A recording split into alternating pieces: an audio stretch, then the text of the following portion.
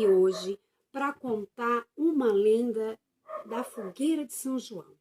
Porque nós estamos no mês de junho. E no mês de junho, se não fosse a quarentena, nós estaríamos rodeados de festa junina.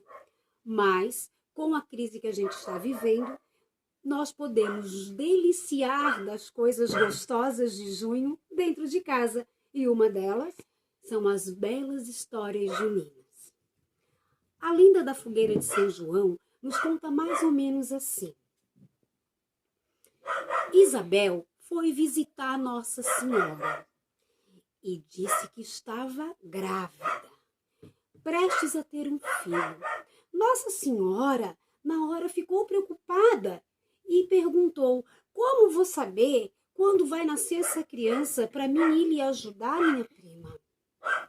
Então Isabel falou: no dia que o meu filho nascer, Zacarias vai colocar fogo num lugar bem alto e também fincar um mastro bem grande com uma boneca na ponta. E aí você saberá que o meu filho nasceu. O tempo passou e Maria muitas vezes ia na janela olhar para ver se via algum sinal de fumaça.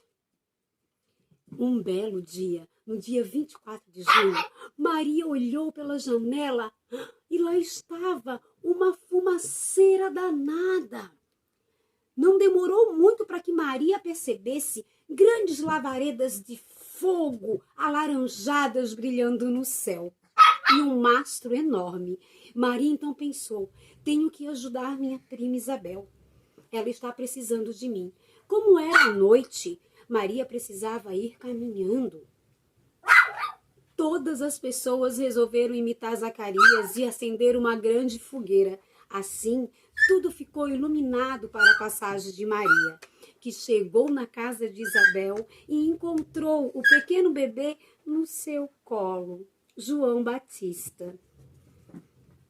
Por isso que até hoje tem a tradição de acender fogueiras de São João no mês de junho e nas festas juninas, porque João Batista foi anunciado seu nascimento com uma fogueira no dia 24 de junho.